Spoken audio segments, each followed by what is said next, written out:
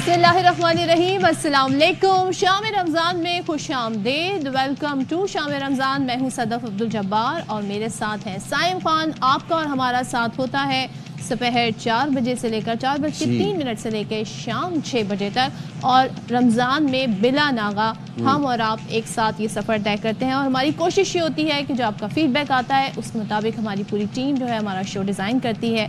और अब I don't know कितने रमज़ान, वो कहते हैं ना, अब हर चीज़ ब्लर्स डे बन गई है। Oh, yes. तो ये तमाम तर इशू हैं।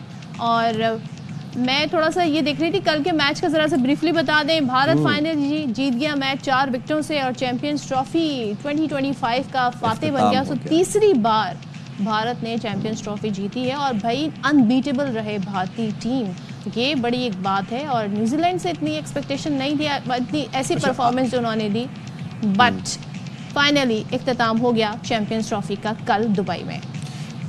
जी सदफ, स्टेट बैंक का शरह सूद 12% पर बरकरार रखने का ऐलान हो चुका है। मॉनेटरी पॉलिसी का ऐलान हो चुका है। स्टेट बैंक का शरह सूद 12% पर बरकरार रखने का ऐलान। ठीक है, तो ये हम आपको इस वक्त अपडेट दे रहे हैं। ताज़ा तरीन स्टेट बैंक का शरह सूद 12% पर बरकरार रखने का ऐलान, और ज़ाहिर है इसके असरात और इम्पैक्ट इस हवाले से भी हम आपको बाद में आगे आने वाले वक्त में भी बताएंगे। लेकिन हम ये देख रहे हैं थ्रू आउट एक मईशत के हवाले से जो खबरें आ रही हैं उसमें हम एक कंसिस्टेंसी देख रहे हैं। और जिस तरीके से जो 100 इंडेक्स है वो बिहेव कर रहा होता है, मजबूत रुझान वहाँ पाया जा रहा होता है। तो स्टेट बैंक का शरह सूद 12% पर बरकरार रखने का ऐलान। और हमारे साथ खाकान नजीब मौजूद हैं, उनसे बात कर लेते हैं। Thank you so much doctor Khaqan Najeeb हमें ज्वाइन करने के लिए। थोड़ा सा हमें गाइड कीजिएगा, स्टेट बैंक का ये फैसला शरह सूद 12% पर बरकरार रखी जाएगी, इससे हम क्या नतीजा अखज़ कर सकते हैं? तो 3 चीज़ें जो है ना वो देखी जाती हैं जब ये आप फैसला करते हैं कि आपने शरह सूद को बरकरार रखना है, कम करना है या बढ़ाना है। नंबर 1 जो है कि इन्फ्लेशन, यानी कि कीमतों के बढ़ने की शरह जो है वो कैसे बिहेव कर रही है मुल्क में।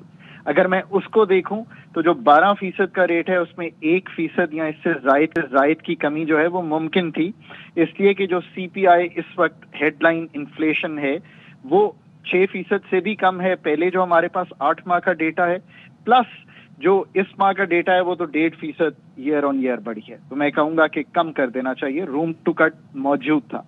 नंबर 2 आप ये देखते हैं कि मुल्क की जो ग्रोथ है, यानी कि जो शरह नमू है वो कैसे बिहेव कर रही है। That's the second thing you must look at. अगर उसको भी हम देखें तो 0.9% की ग्रोथ आई है पहले क्वार्टर में, विच मेंट जो जुलाई से सितंबर तक चला।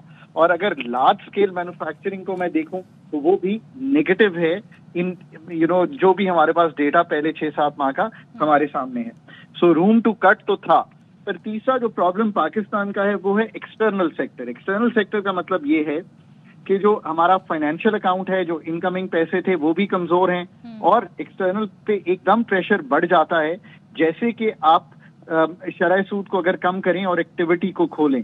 तो जो इस वक्त का डिसीजन है वो आई थिंक लीनिंग इस चीज पे है कि जो पाकिस्तान का एक्सटर्नल सेक्टर है उसको मेंटेन करने के लिए और उस पर प्रेशर ना आए और इंपोर्ट्स का प्रेशर ना आए और इकोनॉमी को अभी भी, जिसे आप कहेंगे, एक स्टेबलाइजेशन मोड में ही रखने के लिए ये फैसला किया गया है। पर आई थिंक जो पहले 2 फैक्टर्स थे उनको देखते हुए अगर 0.5 to 1% काट भी देते तो कोई हर्ज नहीं था। बट ये भी साथ याद रखिए कि चूंकि IMF की टीम पाकिस्तान में मौजूद है तो state bank in consultation with the IMF team ने जो अर्ज किया है वो on the side of caution, जिसे कहते हैं, अर्ज किया है। दो this will not be taken positively by the business community, because मैं समझ सकता हूं कि जब इन्फ्लेशन, कीमतों के बढ़ने की शरह कम हो गई हो और इस वक्त जो आने वाले भी दिन है उसमें भी जो इन्फ्लेशनरी ट्रेंड है वो कमजोर रहेगा, इसलिए कि ऑयल प्राइसेस दुनिया में गिर गई हैं। और आप देखिएगा जब इस वक्त हम ये खत्म करेंगे 15 जो फोर्टनाइटली होगा तो 8-10-12 रुपए कीमत पेट्रोल की नीचे आने की गुंजाइश जो है वो बन जाएगी। सो ये सब देखते हुए रूम टू कट तो था, but we leave it to the people جن کے پاس ہم سے شاید زیادہ ڈیٹا موجود ہے، اور اس ڈیٹے کو دیکھتے ہوئے صدف انہوں نے یہ فیصلہ کیا. ٹھیک ہے ڈاکٹر خاقان نجیب، بہت شکریہ آپ کا. اور آپ کہتے ہیں کہ اس کو مزید بھی 11% پہ لے کر آ سکتے تھے، لیکن یہ انہوں نے کہا جن کے پاس جو فیصلہ کر رہے ہیں اتھارٹی ہے، ان کے پاس مزید ڈیٹا موجود ہوگا، پلس IMF کی ٹیم بھی اس وقت پاکستان میں موجود ہے. تو اسٹیٹ بینک نے شرح سود 12% پر برقرار رکھنے کا اعلان کیا ہے، اور ظاہر ہے تمام تر انڈیکیٹرز کو دیکھتے ہوئے کہ جو اس وقت جو مہنگائی کی شرح ہے، شرح نمو ہے، تمام چیزوں کو دیکھتے ہوئے یہ اسٹیٹ بینک کی جانب سے فیصلہ کیا گیا ہے. اور ظاہر ہے اس کا آنے والے دنوں میں بھی امپیکٹ کیا ہوگا. تھوڑے دنوں بعد جب بجٹ کی تیاری ابھی سے شروع ہو گئی ہے، اس کے بعد جو ٹیکسز کے حوالے سے معاملہ ہے وہ بھی IMF کے ساتھ زیر غور ہے، اور جو ہدف تھا وہ مکمل نہیں ہو سکا ٹیکس کلیکٹ کرنے کا، تو اس کو کیسے پورا کیا جائے گا یہ بھی معاملات طے ہوں گے. اور بزنس ایکٹیویٹیز جو ہیں ظاہر ہے اس کا ہم اگر یہ بڑھ جاتی ہے تو ظاہر ہے اس پہ امپیکٹ ڈفرینٹ قسم کا ہوتا ہے، لیکن جب یہ 12% پر رہے گی تو ہم یہی اندازہ لگا سکتے ہیں کہ ایک تسلسل کے ساتھ معاملات جو ہیں بزنس سیکٹر میں، ٹریڈنگ میں اور کہتے ہیں نا منافع میں، یہ تمام تر چیزیں ساتھ ساتھ چلتی رہیں گی. عابد سلیری صاحب ماہر معاشیات، انہوں نے ہمیں جوائن کیا. عابد سلیری صاحب، آپ اتفاق کرتے ہیں کہ مزید بھی گنجائش ہو سکتی تھی شرح سود کم کرنے کی، لیکن 12% پر برقرار رکھنا یہ ڈاکٹر خاقان نجیب کہتے ہیں کہ ہو سکتا ہے جنہوں نے فیصلہ کیا ان کے پاس مزید ڈیٹا موجود ہو اس حوالے سے، اس فیصلے کرنے کے حوالے سے. آپ کیا کہتے ہیں؟ جی میرا خیال ہے کہ یہ پچھلی دفعہ جو مانیٹری پالیسی تھی اسی میں گورنر اسٹیٹ بینک نے تھوڑا سا اندیا دیا تھا کہ اگر انفلیشن جو ہے وہ کنٹرول میں ہے، لیکن یہ تھوڑی سی بڑھ سکتی ہیں قیمتیں، اور اس کو اگر دیکھا جائے تو گنجائش گو کے موجود تھی، لیکن جو پچھلے سال کا بیس لائن افیکٹ ہے وہ ہم دیکھ رہے ہیں کہ تقریباً اب وہ منیمل ہوتا جا رہا ہے، اور شاید یہ مارچ کے بعد تھوڑا سا انفلیشن میں اضافہ ہونے کی اسٹیٹ بینک کو توقع تھی، جس کی وجہ سے اس نے اپنی جو شرح سود ہے اس کو برقرار رکھا ہے تاکہ اگر دوبارہ قیمتیں بڑھیں تو اس کو کنٹرول کیا جا سکے. عابد صاحب، پچھلے دنوں بلکہ گزشتہ کچھ عرصے پہلے یہ پروجیکٹ کیا جا رہا تھا کہ 7% پر بھی آ سکتی ہے، لیکن ایسا ہوا نہیں. جون جولائی تک 7% پر آ جائے گی. آپ سمجھتے ہیں کہ کچھ اس کا اثرات ابھی بھی ہو سکتے ہیں ایسے؟ میرا خیال ہے کہ ایک جو کوشس اپروچ لینا جو ہے وہ زیادہ بہتر ہے، بجائے اس کے کہ اس وقت شرح سود کو مزید کم کر دیا جاتا اور اس کے بعد مہینے 2 مہینے کے بعد اس کو ٹائٹن کر رہے ہوتے اگر انفلیشن کی شرح میں اضافہ ہو رہا ہوتا، جو کہ متوقع ہے کہ یہ عید الفطر کے بعد تھوڑا سا یہ قیمتوں میں اسپیشلی جو کور انفلیشن ہے اس میں اضافہ متوقع، اور اسٹیٹ بینک اسی کو سیف گارڈ کر رہا ہے. اور تھوڑا سا الیبوریٹ کیجئے گا، جب شرح سود کا باقاعدہ طور پہ اعلان کیا جاتا ہے تو جو بزنس ایکٹیویٹیز ہیں، جو لین دین ہے، جو لون لینا ہے، وہ تمام تر جو پہلو ہیں ان پر کیا امپیکٹ پڑتا ہے؟ سب سے امپورٹنٹ امپیکٹ تو حکومت پہ پڑتا ہے. اس وقت جو حکومت نے ٹی بلز لیے ہوتے ہیں یا جو حکومت نے بورنگ کی ہوتی ہے، حکومت پہ ایک پازیٹیو اثر پڑتا ہے جب شرح سود کم ہوتی ہے. اگر شرح سود بڑھتی ہے تو سب سے زیادہ امپیکٹ حکومت ہوتی ہے، اس کے ساتھ ساتھ پرائیویٹ سیکٹر اور باقی جو کاروباری ادارے جو لین دین کرنے والے ان پہ اس کا ایک نیگیٹو اثر ہوتا ہے جب بھی شرح سود بڑھتی ہے. لیکن یہ جو کہ برقرار رکھی گئی ہے تو میرا خیال ہے کہ اس کا کوئی اتنا نیگیٹو امپیکٹ جو ہے وہ نہیں آنا چاہیے. ٹھیک ہے، بہت شکریہ عابد سلیری صاحب. ہاں جی آگے بڑھتے ہیں اور نئے پارلیمانی سال کے آغاز پہ آج صدر مملکت آصف علی زرداری نے مشترکہ پارلیمانی اجلاس سے خطاب کیا، اور جس کے دوران اپوزیشن نے خوب ہنگامہ آرائی کی، نعرے بازی کی. بٹ صدر نے یہ کہا کہ براہ راست غیر ملکی سرمایہ کاری میں خاطر خواہ اضافہ ہوا ہے. مزید انہوں نے یہ کہا کہ اسٹاک مارکیٹ بھی تاریخ کی بلند ترین سطح پر پہنچ گئی ہے. اس ایوان کو اپنی ذمہ داریوں کو سنجیدگی سے لینا چاہیے. صدر مملکت نے خطاب کرتے ہوئے مزید کہا کہ وزارتیں ادراک کریں تو عوام کو درپیش مسائل مقررہ مدت میں حل کرنا ہوں گے. ایک مضبوط پاکستان وہ ہے جہاں ترقی کے ثمرات صوبوں، شہروں اور کو برابر میں پہنچتے ہیں. صدر مملکت یکساں ترقی کو فروغ دینے کے لیے فعال طور پر کام کرنا چاہتے ہیں. انہوں نے مزید کہا کہ یقینی بنانا ہوگا کہ کوئی صوبہ، کوئی ضلع اور کوئی گاؤں پیچھے نہ رہے. ترقی صرف چند منتخب علاقوں تک محدود نہ ہو بلکہ ملک کے ہر کونے تک پہنچے. اچھا جی، اور بھی انہوں نے اپنے خطاب میں جو ذکر کیا وہ ٹیکس کے حوالے سے بھی کیا. کہتے ہیں جی ہمیں اپنے ٹیکس نیٹ میں اصلاحات کرنی ہے اور اس میں توسیع کرنی ہے. ساتھ ہی وہ یہ کہتے ہیں ٹیکس ادا کرنے والوں پر زیادہ بوجھ ڈالنے کے بجائے کسی نے تو یہ بات کہی، صدر مملکت نے اپنے خطاب میں کہا کہ جی ٹیکس جو آلریڈی پے کر رہے ہیں ان پر زیادہ بوجھ نہ ڈالا جائے، بلکہ یقینی بنائیں کہ ہر اہل ٹیکس دہندہ قوم کی تعمیر میں حصہ لے.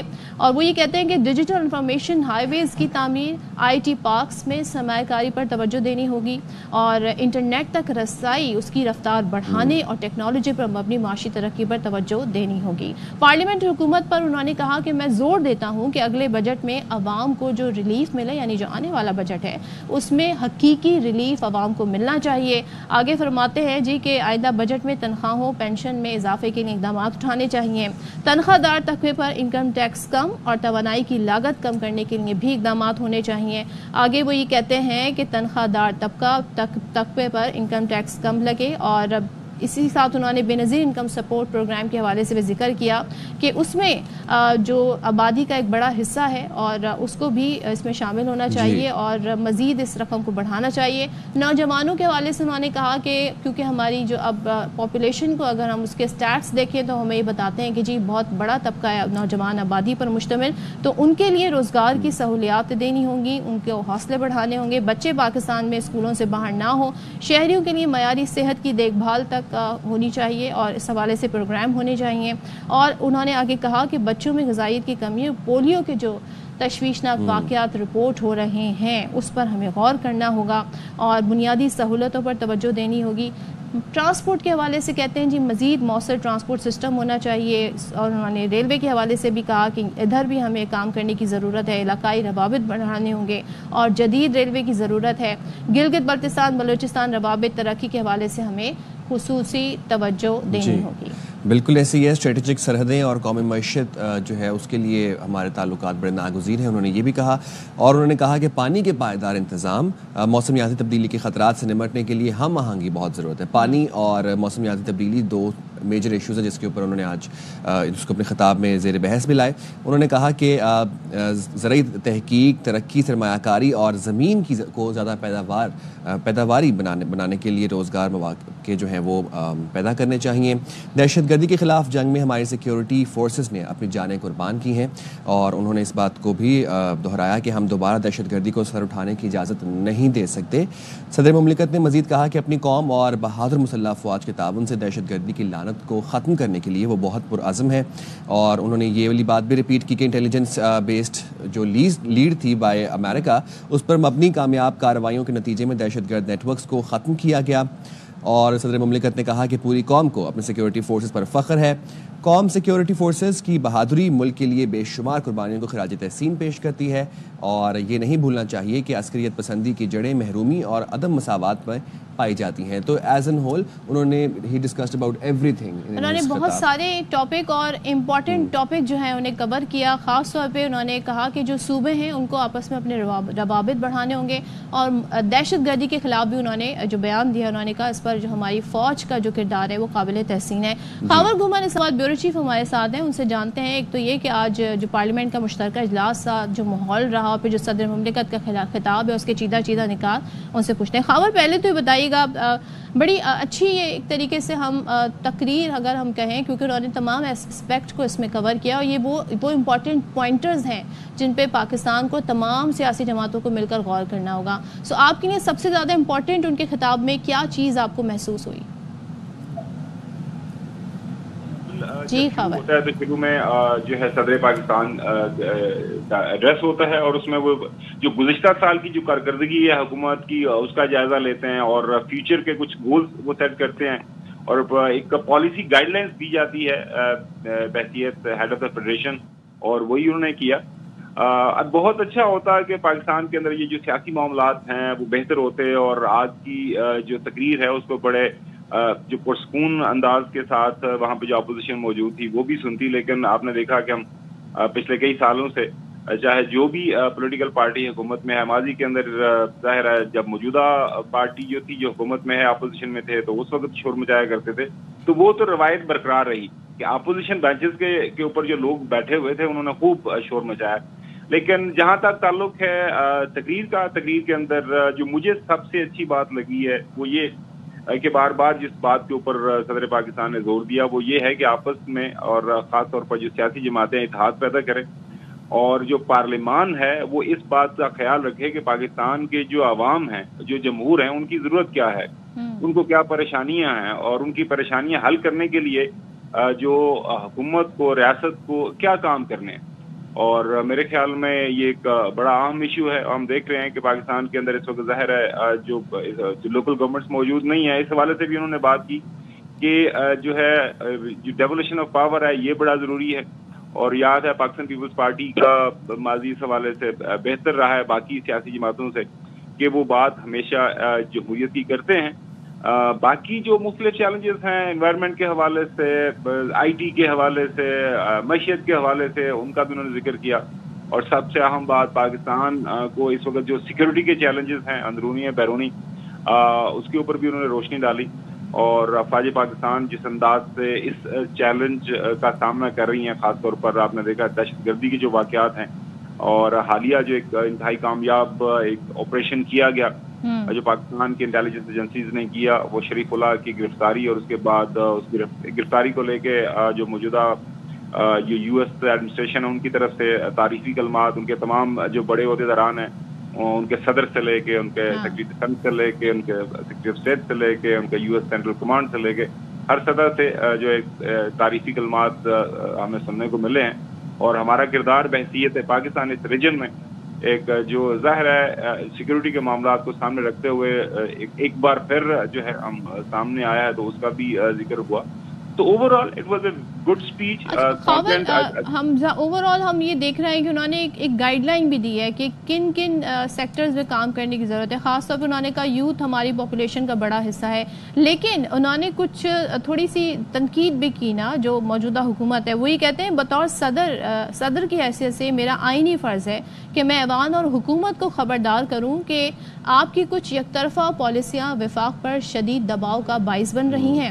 وہ کہتے ہیں جی حکومت کا دریائے سندھ کے نظام سے مزید نہریں نکالنے کا یک طرفہ فیصلہ ہے، اور تجویز جو ہے حکومت کی بطور صدر میں اس کی حمایت نہیں کر سکتا۔ تو یہ کتنا اسٹرانگ میسج ہے، اور پارلیمنٹ کے مشترکہ اجلاس سے جب صدر خطاب کرتے ہیں عموماً بڑا روایتی سا خطاب ہوتا ہے، یہ جو میسج انہوں نے دیا ہے یہ حکومت کے لیے کیسا میسج ہے اور کیسے ریسیو کرے گی حکومت اسے؟ ظاہر پاکستان پیپلز پارٹی کا بڑا ایک سیریس کنسرن رہا ہے، یہ آج کا نہیں ہے، کافی پرانا ہے کہ دریائے سندھ کے اوپر جو ایڈیشنل نہریں بنانے کا ایک پنجاب کا بھی ریسنٹلی فیصلہ ہے۔ ماضی میں بھی جب اس طرح کی پروپوزل سامنے آتی تھی تو سندھ ہمیشہ اس کے اوپر ریئیکٹ کرتا ہے، اور پانی کی تقسیم کے حوالے سے جو ہے سندھ کے کافی کنسرنز ماضی میں بھی رہے ہیں، اور صدر پاکستان ظاہر ہے بے شک اس وقت ہیڈ آف دا فیڈریشن ہے، لیکن وہ ایک پارٹی کے سربراہ بھی ہیں، اور اس پارٹی کی حکومت جو ہے جس صوبے کے اندر ہے وہ زیادہ جس کے اوپر اثر پڑے گا اگر یہ جو نہریں بنتی ہے بقول پاکستان پیپلز پارٹی کے، تو وہ ایک اپنے جو کانسٹیچوئنٹ کو بھی ان کا جو کنسرن تھا وہ ایک پارلیمانی سطح کے اوپر رکھنا، اور ظاہر ہے ایک میسج بھی دے رہے ہیں کہ یک طرفہ فیصلے مطلب فیصلوں میں شمولیت نہیں ہے، اس کا مطلب اتحادی ہیں، ان کی بدولت ہی حکومت قائم ہے، تو یک طرفہ فیصلے ہو رہے ہیں، یہ ان کے اپنے الفاظ ہیں صدر مملکت۔ یہ پارٹی کی طرف سے کافی زیادہ کنسرن ہے۔ چند دن پہلے آپ نے وہ ہمارے ندیم افضل چند صاحب کا بیان بھی سنا تھا، ہم اتحادی کم تو بربادی زیادہ ہمیں اس اتحاد میں بھگتنے کو مل رہی ہے، تو یہ کنسرن تو کافی زیادہ ہے۔ پاکستان پیپلز پارٹی کا جو پاکستان مسلم لیگ نون والے ان کی بات بھی سنتے ہوئے، خاص طور پر پنجاب کی حکومت کا جو ایک یک طرفہ رویہ ہے بقول پاکستان پیپلز پارٹی کے، اس کے اوپر کافی زیادہ نالہ ہیں، شکوے شکایت تو ہیں پاکستان پیپلز پارٹی کے، اور بالکل آپ نے یہ بتایا یہ غیر معمولی ان کی طرف سے ان کے خطاب کے اندر یہ جو حصہ تھا تقریر کا وہ تھا، اور آج ایکسپیکٹڈ یہ ہے کہ شاید بلاول بھٹو زرداری صاحب کی ملاقات ہو جائے، جو کہ ڈیو ہے پچھلے چند دنوں سے، کافی عرصے سے ڈیو ہے۔ ایگزیکٹلی، تو وہ اس کا بنیادی مقصد ہی یہ ہے۔ اب دیکھیں پاکستان پیپلز پارٹی ایک ہی بات کر رہی ہے کہ دیکھیں ہم حکومت میں تو شامل نہیں ہیں آپ کے ساتھ، لیکن جو ایک ہماری اوور آل ارینجمنٹ ہوئی ہے، جو ہم ظاہر ہے اس وقت دو صوبوں کے اندر ان کی حکومت ہے، اور باقی صدر پاکستان کا الیکشن اور chairman senate and all that, اس کا حصہ یہ بھی تھا کہ جتنے بھی اس طرح کے بڑے فیصلے ہوں گے جو ہے جس کے اندر کنٹروورسی ہے، وہ آپ ہمیں آن بورڈ لیں گے. اور یہ جو دریائے سندھ کے اوپر نئی نہریں بنانے والا معاملہ ہے, اس حوالے سے تو آپ کو پتا ہے کہ کافی زیادہ ایک سینسٹیوٹی پائی جاتی ہے صوبہ سندھ کے اندر. تو وہ صدر پاکستان کی طرف سے یہ بتانا, اور آج اگر بلاول بھٹو زرداری صاحب جو بات کریں گے تو مجھے لگتا ہے کہ وہ یہ ایشو ہائی لائٹ کریں گے. اور یہ پیپلز پارٹی کا کنسرن ہے کہ یہ بڑے فیصلے کر لیتے ہیں اور اس کے بعد ہمیں اس طرف خبر ملتی ہے کہ یہ فیصلہ ہو گیا ہے. تو آئی ہوپ کہ ان فیوچر جو ہے پاکستان مسلم لیگ نون جو پیپلز پارٹی کے اس مسئلے جو ان کا کنسرن ہے اس کا وہ ایک کوئی لانگ ٹرم سسٹینیبل حل نکالیں گے. جو بھی فیصلہ کرنا ہے آن بورڈ لے لیا کریں ان کو ٹائم. ٹھیک ہے, تھینک یو سو مچ خاور ہمارے ساتھ تھے. جی, اور بلاول بھٹو زرداری نے بھی جو ہے پارلیمنٹ ہاؤس میں میڈیا سے غیر رسمی گفتگو کی ہے, جس میں انہوں نے کہا ہے کہ صدر آصف علی زرداری مشترکہ اجلاس سے 8ویں بار خطاب کرنے والے پہلے صدر ہیں. صدر مملکت نے خطاب میں حکومت کی معاشی پالیسیوں پر روشنی ڈالی. بلاول بھٹو نے مزید کہا کہ صدر مملکت آصف علی زرداری نے حکومت کو درپیش چیلنجز کا احاطہ کیا.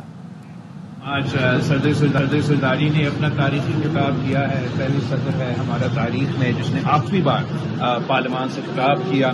اور اس تقریب میں میں سمجھ رہا ہوں کہ جہاں صدر صاحب نے جو حکومت نے معیشت کے حوالے سے امپرومنٹس کیے ہیں اس کا بھی ذکر کیا, اس کا بھی تعریف کیا. جہاں جہاں مسائل ہیں صدر صاحب نے ان کی نشاندہی کیے ہیں. افسوس کے ساتھ یہ کہنا پڑ رہا ہے کہ جو ہمارا اپوزیشن کے دوست ہیں پارلیمان میں وہ بالکل ہی غیر سنجیدہ ہے, اور ان کے انداز سے یہ لگتا ہے کہ نہ عوام کے مسائل سے کوئی دلچسپی ہے, نہ ان کا حل نکالنے کا ان کا کوئی ترجیح ہے, اور وہ صرف اپنا سیاست چمکانا چاہ رہا ہے. تو یہ تھے جو چیئرمین پیپلز پارٹی. وہ یہ کہتے ہیں جی اپوزیشن کا رویہ بڑا افسوسناک ہے, لگتا ہے انہیں عوام کے مسائل کے حل میں کوئی دلچسپی نہیں, کیونکہ ہم نے دیکھا اجلاس میں کس طریقے سے شور شرابہ ہوتا ہے. جی, اب ایک بریک لے لیں, ہم نے آڈینس کو اوور ویلم کر دیا ہے سیاسی خبروں سے. چلیں جی, بریک کے بعد واپس آتے ہیں. Welcome back once again. اور ہم اس وقت ایسی خبر کی طرف بڑھ رہے ہیں جو بڑی افسوسناک ہے. لاہور کے میو ہسپتال میں اینٹی بیکٹیریل انجیکشن لگنے سے 2 مریض دم توڑ گئے. یہ اپنے آپ میں ایک بڑا انوکھا واقعہ ہے. متاثر بھی ہوئے. ہاں جی, سیفٹریکسون انجیکشن ہے. اس سے جیسے کہ سائم نے بھی بتایا کہ 18 مریض متاثر بھی ہوئے. اچھا, جن میں سے جو 18 ہیں تو تشویشناک حالت جن کی بتائی جا رہی ہے, ان میں سے 2 کی حالت تشویشناک ہے. اور وزیر اعلیٰ پنجاب نے نوٹس دے کر secretary health specialized health care سے بھی رپورٹ طلب کر لی ہے, اور تحقیقات کے لیے کمیٹی بھی تشکیل دے دی گئی ہے تاکہ اس انجیکشن کی جو استعمال ہے اس کو روکا جا سکے. 10 ماہ پہلے خانیمال میں بھی کچھ ایسا ہی واقعہ پیش آیا. اب آپ سوچیں کتنا ٹائم گزر گیا ہے, اور یہ بیچ ابھی بھی موجود تھا اس انجیکشن کا. خانیمال میں بھی یہی انجیکشن لگنے سے بچوں کی اموات ہوئی تھی. اچھا, جو میو اسپتال کے MS ہیں ان کا کہنا ہے جی ہم نے یہ جو جناح اسپتال کو بھی محکمہ صحت نے اسی انجیکشن کا اسٹاک بھجوایا تھا, اور میو اسپتال میں اموات کے بعد یہ اسٹاک واپس لیا جا رہا ہے. تو پہلے ان کو سن لیتے ہیں. جس میں 14 جو ہے نا وہ سٹر کر لیا میں, 2 جو ہے نا ایک فیمیل تھی وہ ایکسپائر کر گئی, دوسرے تھے ایک دولت خان صاحب, اور رات کو 2:15 بجے. یہ انجیکشن آئے کہاں سے تھے؟ یہ ٹاپ اپ سلائی تھی DG آفس سے, DG ہیلتھ آفس سے آئے تھے. یہ اسٹاک ابھی آپ کے پاس پرانا پڑا ہوا تھا یا ابھی آیا؟ یہ ہمیں آیا ہے جنوری میں آیا ہے, اور نیا ڈیلیوری سے آ رہا تھا. ٹھیک ہے نا, یہ بیچ آئے ہیں. ہفتے والے دن بھی انجیکشن 2 مارننگ پر لگا ہے اور ایوننگ کا اتوار کا مارننگ کا لگا ہے.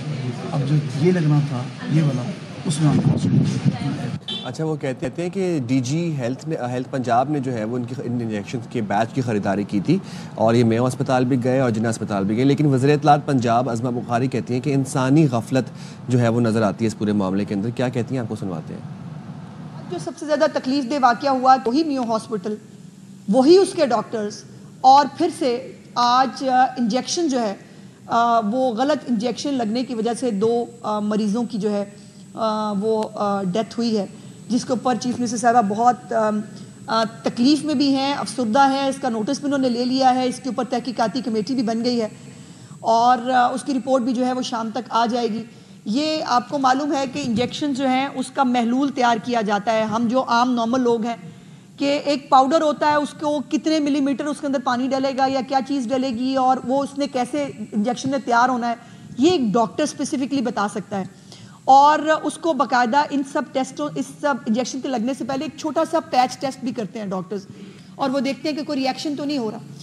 اور اس کے اندر بھی جو ہے وہ ابھی تک یہ انسانی غلطی جو ہے وہ نظر آ رہی ہے اس پورے معاملے کے اندر کہ اس محلول کو تیار کرنے کے اندر غفلت برتی گئی ہے.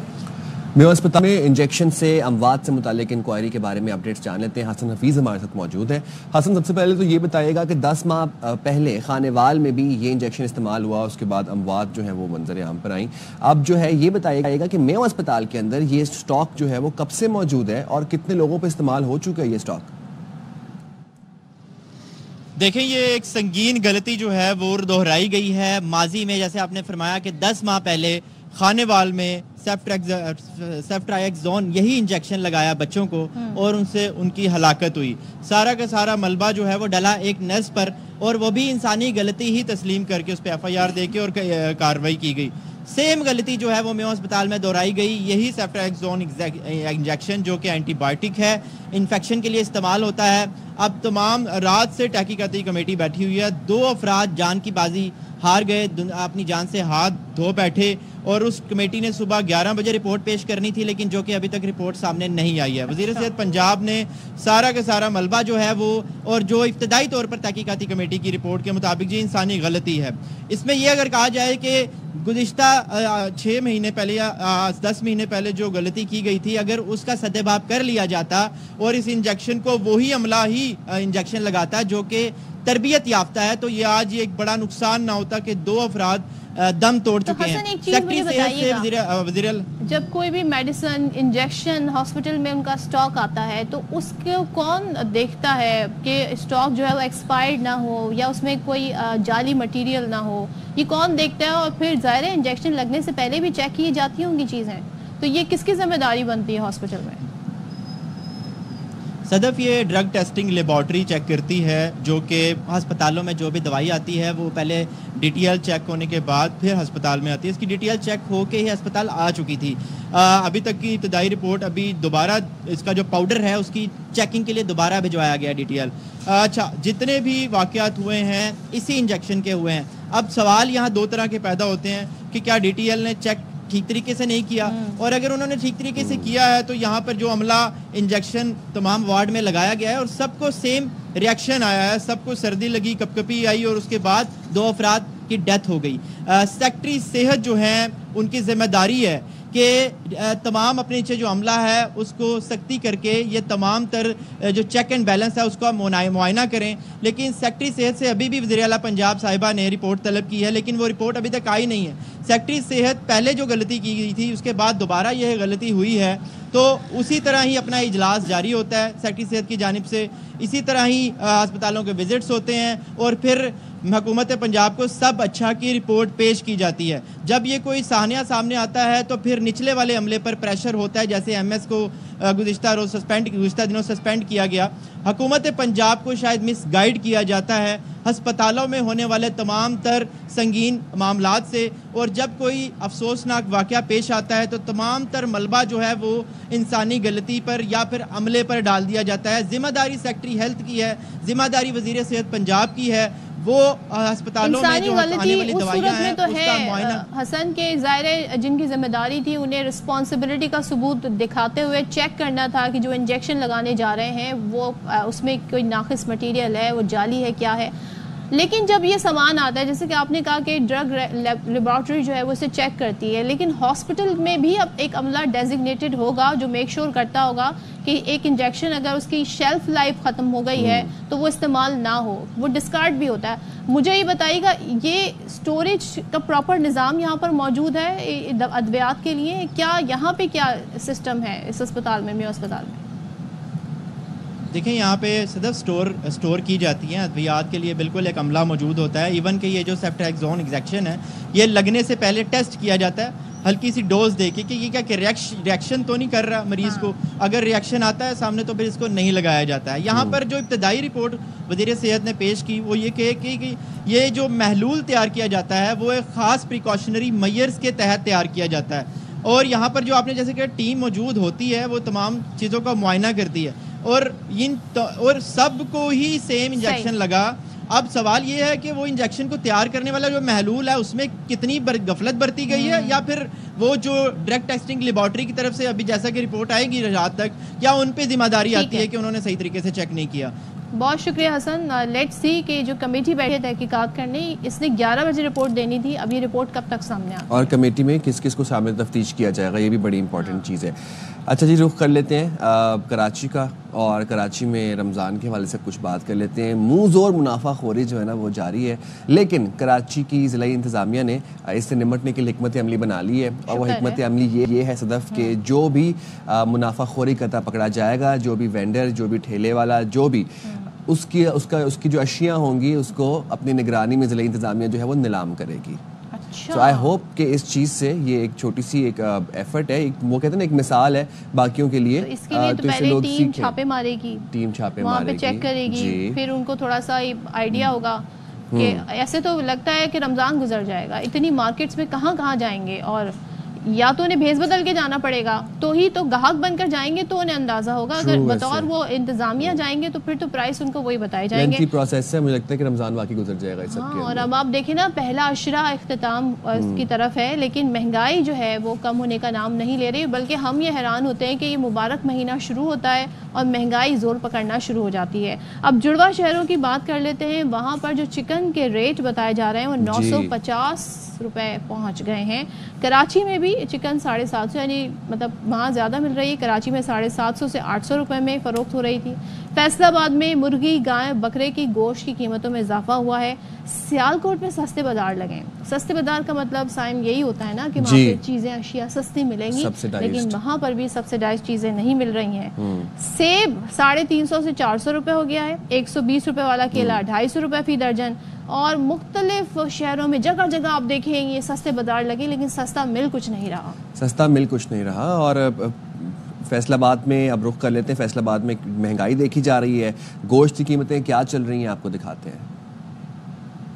فیصل آباد کی ضلع انتظامیہ کی گرفت نہ ہونے کی وجہ سے فیصل آباد اور اس کے نواحی علاقوں میں مرغی کا گوشت ہو، مٹن ہو یا بیف ہو، وہ تمام کی قیمتیں جو ہے سرکاری قیمتوں سے زائد قیمتوں پر بازاروں، محلوں، عام مارکیٹوں میں فروخت کی جا رہا ہے. گوشت ریٹ لسٹ کے مطابق مرغی برائلر گوشت جو ہے وہ 591 روپے کلو سرکاری ریٹ مقرر کیا گیا ہے، لیکن عام محلوں میں، بازاروں میں مرغی کا گوشت 700 سے 750 روپے میں فروخت کیا جا رہا ہے. بڑے گوشت کی بات کی جائے، بیف کی، تو سرکاری ریٹ جو ہے وہ 800 روپے مقرر کیا گیا ہے، لیکن بہت سے جو علاقے ہیں وہاں پر 1000 روپے، 1200 اور 1400 روپے تک بیف جو ہے وہ فروخت کیا جا رہا ہے. سرکاری ریٹ لسٹ کے مطابق 800 روپے میں گوشت کہیں نہیں مل رہا. اسی طرح چھوٹا گوشت مٹن کی اگر بات کی جائے تو عام مارکیٹ، جو عام محلے بازار ہیں، وہاں پر سرکاری ریٹ 1600 روپے کی بجائے 2200 اور 2400 روپے میں مٹن کا گوشت جو ہے فروخت کیا جا رہا ہے. روزانہ کی بنیاد پر چھاپوں کے اور کارروائیوں کے باوجود بھی عام محلوں، بازاروں میں مٹن، چکن اور بیف کے گوشت کی جو سرکاری مقررہ قیمت ہے اس کے مطابق گوشت کہیں بھی نہیں مل رہا ہے. شہریوں کا یہ کہنا ہے کہ ماڈل بازار، رمضان بازار بنائے جاتے ہیں، وہاں پہ شہریوں کو جو ہے دور دراز کے علاقوں سے وہاں جاتے ہیں ٹرانسپورٹیشن کے اخراجات برداشت کر کے، لیکن حکومت کو، ضلع انتظامیہ کو یہ چاہیے کہ عام شہریوں کے گھروں کے قریب جو دکانیں ہیں مٹن کی، چکن کی یا بیف کی، وہاں پر بھی اس کا جو ہے وہ سرکاری ریٹ لسٹ کا نفاذ کروایا جائے اور سرکاری ریٹ لسٹ کے مطابق ہی وہاں پر گوشت کی فروخت کو یقینی بنایا جائے. جی چلیں، آپ نے فیصل آباد کی صورتحال دیکھی، لیکن اب ایٹ لیسٹ اتنا تو ہوا کہ ہم جب یہ آواز اٹھا رہے ہیں اور باقی میڈیا بھی آواز اٹھا رہے ہیں مہنگائی کے خلاف، تو اب ہم دیکھ رہے ہیں صوبوں میں جو انتظامیہ ہے وہ حرکت میں آ گئی ہے.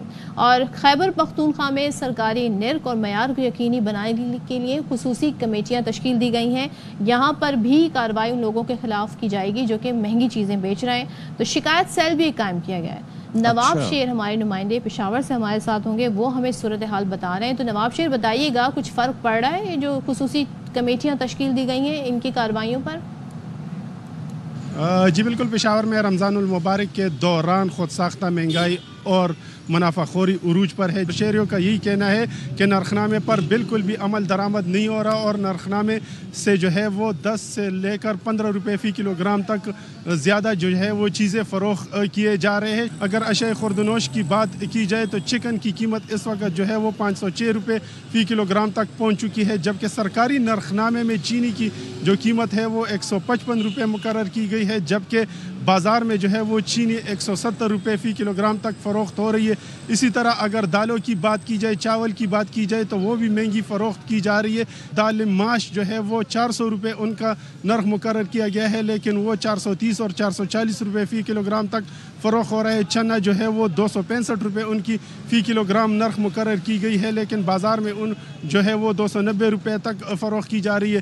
تو ہر چیز جو ہے وہ نرخنامے سے مہنگی فروخت کی جا رہی ہے. سبزیوں کی بات کی جائے تو سبزیاں بھی جو ہے وہ سرکاری نرخنامے کے مطابق فروخت نہیں کی جا رہی ہے. ان کی قیمتیں بھی جو ہے وہ دکانداروں نے خود مقرر کی ہے اور ہر سبزی جو ہے وہ 10 سے لے کر 15 روپے فی کلو گرام تک جو ہے وہ مہنگی فروخت کی جا رہی ہے. اور شہری جو ہے وہ حکومت سے مطالبہ کر رہے ہیں کہ اس خود ساختہ مہنگائی کو کنٹرول کرنے کے لیے مزید اقدامات کرے. جی. اور راولپنڈی میں تو مہنگائی کے طوفان سے عوام شہری پریشان ہیں. گوشت جو ہے وہ 900 روپے کی بلندی کو چھو رہا ہے. 1000 روپے پھر 100 روپے واپس بھی کیا ہی آتا ہے. پھر وہ اس کی تو مرچیں آ جاتی ہیں، سبز مرچیں اور دھنیا آ جاتا ہے. تو بابر ملک سے تفصیلات جانتے ہیں مزید. بابر بتائیے گا چکن سمیت مختلف چیزوں کی کیا اس وقت قیمتیں چل رہی ہیں؟ وفاقی اور صوبائی حکومتوں کے تمام تر اقدامات کے باوجود نہیں کنٹرول ہو رہی تو برائلر مرغی کنٹرول نہیں ہو رہی. ہول سیل ریٹ آج بھی 19,200 روپے عام منڈیوں میں فروخت ہوا ہے. دارالحکومت اسلام آباد ہو، راولپنڈی ہو یا پنجاب یا ملک بھر میں ریٹ بہت بڑھ گئے ہیں. زندہ برائلر مرغی جو ہے ایک عام دکاندار جو ہے 550 روپے فی کلو بیچ رہا ہے اور اس کے ساتھ ساتھ اس کا گوشت 900 سے لے کے 950 روپے. جبکہ جب BFA یعنی کہ برائلر فارم ایسوسیشن جو ہے یہ ایک ایسوسیشن ہے، یہ اب اس کے انڈر ہے سارا کچھ برائلر مرغی کے ریٹ نکالنا. رات کو یہ سر جوڑ کے بیٹھتے ہیں اور ایک دوسرے کو بتا دیتے ہیں آج صبح جو منڈی نکالنی ہے وہ فی کلو یا فی من 25 روپے اوپر کر دیں، 100 روپے اوپر کر دیں، 500 اوپر کر دیں، کمی نہیں کرتے کیونکہ ان کے اپنے پوٹلی فارم ہے. یہ اپنی مرضی سے ریٹ نکالتے ہیں. ہوا یہ کہ سرکار تو دے دیتی ہے، یہ لیں جی ضلعی انتظامیہ کو ایک ریٹ دیتی ہے کہ اس ریٹ پر یہ مرغی بیچیں. دکاندار یہ کہتا ہے کہ میں 19,200 روپے فی من بازار سے مرغی دکان پہ لا کے بیچوں تو کیوں بیچوں، اور وہ اس کے خلاف کارروائی ہوتی ہے. پھر گاڑیوں میں بھر بھر کے لے کے جاتے ہیں، لیکن کارروائی تو BFA کے خلاف ہونی چاہیے یا اس سے یہ بالکل اس سے کنٹرول لے لینا چاہیے. تو بھائی آپ نے دیکھا، اب سوچیں کیا یہاں پر صورتحال ہے. اگر لوگ روز چکن کھائیں تو پورا 30 کے 30,000 نہیں تو 15,000 اگر ایک دن چھوڑ کے کھائیں تو. اور آپ نے کہا نا کہ 100 روپے میں تو سبز مرچ، لیمو، یہی چیز ہے. پہلے تو یہ فری میں مل جاتی تھی لوگوں کو، لیکن اب ایسا نہیں ملتی، اب نہیں ملتی. چلیں جی بریک پہ جاتے ہیں. Stay with us. Welcome back once again. اور کچھ اپڈیٹس ہیں وہ شیئر کر لیتے ہیں. خاص طور پر جو کیس ہے مصطفیٰ عامر قتل کیس، اس حوالے سے روز روز نئی رپورٹس ہمارے سامنے آتی ہیں. تو اس کی تحقیقات کے لیے قبر کشائی کا جو معاملہ تھا، جامعہ کراچی کے انڈسٹریل اینڈ انالیٹیکل سینٹر کی رپورٹ سامنے آ گئی ہے. مصطفیٰ نے مرنے سے پہلے کوئی نشہ آور چیز استعمال نہیں کی، یہ رپورٹ یہ بتاتی ہے. اور ساتھ ہی لاش کے 11 سیمپلز دیے گئے تھے. رپورٹ بتاتی ہے کہ سیمپلز میں سے کسی بھی نشہ آور، سکون آور، نفسیاتی یا زہریلے مواد کے ذرات نہیں ملے. کاربن مواد پر مشتمل مکمل طور پر جلی اور گلی ہوئی لاش کے سیمپلز موصول ہوئے تھے.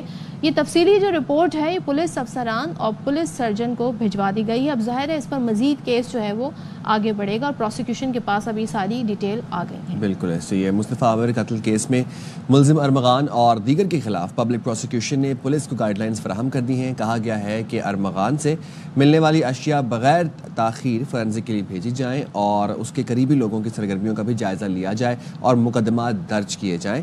گائیڈ لائنز کے مطابق ارمغان کے والد سے تحقیقات اور اس کا کرمنل ریکارڈ بھی چیک کیا جائے گا، جبکہ ممنوعہ اسلحہ، walkie talkie, digital safe lockers, 2 شناختی کارڈز اور ملزم کے کل عدم تنظیموں سے تعلقات سے تعلق تحقیقات کی ہدایت کی گئی ہیں. اچھا، کل عدم تنظیموں سے تعلقات بھی، یہ بھی ایک نئی اپڈیٹ ہے جو کہ اس کیس میں سامنے آئی ہے. ملزم ارمغان کی مالی معاونت اور منی لانڈرنگ کی تحقیقات اور اس کے علاوہ پبلک پروسیکیوشن نے کہا ہے کہ مصطفیٰ عامر کے اغوا اور تاوان طلب کرنے والی کالز کی تفصیلات بھی حاصل کی جائیں گی.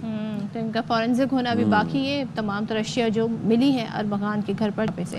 چلیں جی ہم آگے بڑھتے ہیں. اور صدف آپ نے آج کل دیکھا ہوگا ایک ٹرینڈ ہے جی, گاڑی چلاتے ہوئے اوور سپیڈنگ کرتے ہوئے سٹوریز بنانا, سنیپس بنانا اور پھر اس کو فلیکس کرنا, اس کو سٹوریز پہ لگانا اور لوگوں کو دکھانا, دوستوں کو دکھانا کہ جی آج میں نے گاڑی کا میٹر مارا ہے. یہ جو اوور سپیڈنگ ہے نا, یہ it is lethal. This is not fun and games. Over speeding is lethal.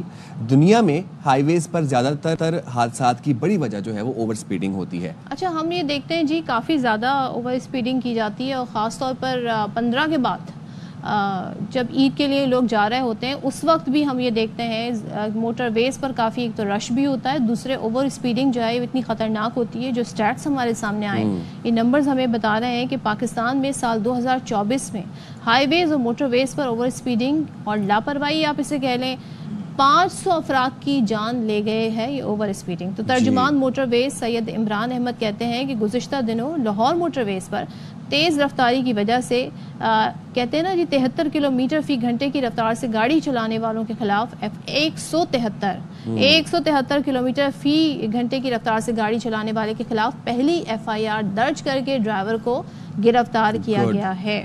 Very good. چلیں جی, سید Farid Ali DIG motorway ہمارے ساتھ موجود ہیں, ان سے بات کر لیتے ہیں. Sir thank you very much for joining us in the programme. Motorways پر اوور سپیڈنگ پر پہلا مقدمہ درج کر لیا گیا ہے, ملزم ڈرائیور بھی گرفتار کر لیا گیا ہے. اس حوالے سے ہمیں تھوڑا سا اپڈیٹ کیجیے گا اور یہ بتائے گا کہ مزید اب جو بھی موٹر وے کے اوپر اوور سپیڈنگ کرے گا اس کے خلاف مقدمہ درج کیا جائے گا, گرفتاری عمل میں لائی جائے گی. جی فرید صاحب. فرید صاحب کی آواز ہم تک نہیں پہنچ رہی ہے, ان سے اس حوالے سے بات بھی کریں گے کہ بھائی اس کے لیے اب اقدامات کیا اٹھائے جا رہے ہیں. بڑے یہ تو ہوشربا اور سیڈننگ جو آپ نے سٹیٹس بتایا نا صدف ابھی کہ 500 افراد کی جان گئی 2024. اچھا, اب یہ کیا جا رہا ہے کہ ٹریفک کوڈ میں پہلی مرتبہ دوران ڈرائیونگ موبائل فون, ٹیبلٹ یا دیگر الیکٹرانک آلات استعمال کرنے پر جرمانہ بھی ہوگا. ٹھیک ہے جی, جرمانہ بھی ہوگا, گرفتاریاں بھی عمل میں لائی جائیں گی اور مقدمہ بھی درج ہوگا. This is a very nice and very good initiative. Syed Farid Ali DIG motorway ہمارے ساتھ موجود ہیں. فرید صاحب thank you very much for joining us in the programme. اب مقدمہ درج کر لیا گیا ہے اور گرفتاری بھی عمل میں لائی گئی ہے. اس حوالے سے ہمارے ناظرین کو کچھ بتائیں کہ اوور سپیڈنگ کتنی خطرناک ہے اور مزید ان فیوچر اگر کوئی موٹر وے کے اوپر اوور سپیڈنگ کرتا ہے تو اس کے خلاف کیا کیا کارروائی کی جائے گی. جی ہمارے پاس جو ڈیٹا ہے اس وقت اس کے مطابق over speeding is the leading cause of accidents on the motorway. اس کی وجہ سے ہم نے ایک کیمپین لانچ کی on the inspection of high authorities کہ اب ہم جو بہت زیادہ اوور سپیڈنگ ہوگی اس کے اوپر ہم FIR کریں گے اور اس کے ساتھ ساتھ گاڑی بھی بند کریں گے اور ڈرائیور کو اریسٹ بھی کریں گے.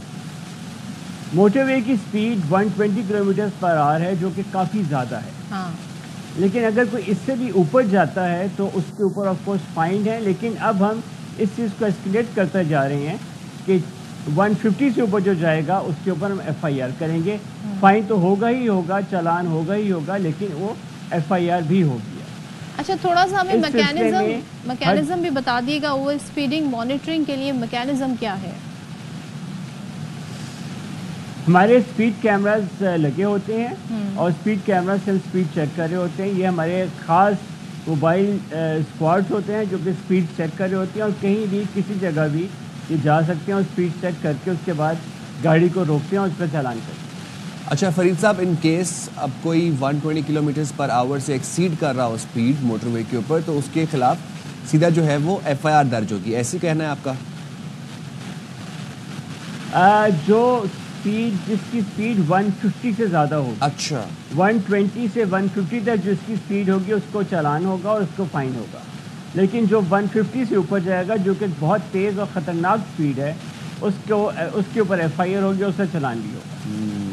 اچھا فرید صاحب, موٹر وے پر قوانین سخت کرنے کی کیا وجوہات ہیں یہ بتائیے گا, اور دوسرا یہ بھی ذرا سمجھانے کی کوشش کیجیے گا ہمارے ناظرین کو کہ اوور سپیڈنگ کی وجوہات کیا ہیں. یا تو کوئی لیٹ ہو رہا ہے یا پھر یہ آج کل صرف ایک ٹرینڈ ہے یا شوخی بازی کے اندر جو ہے وہ اوور سپیڈنگ کرتے ہیں موٹر ویز کے اوپر, اسپیشلی رنگ روڈز کے اوپر بھی کرتے ہیں.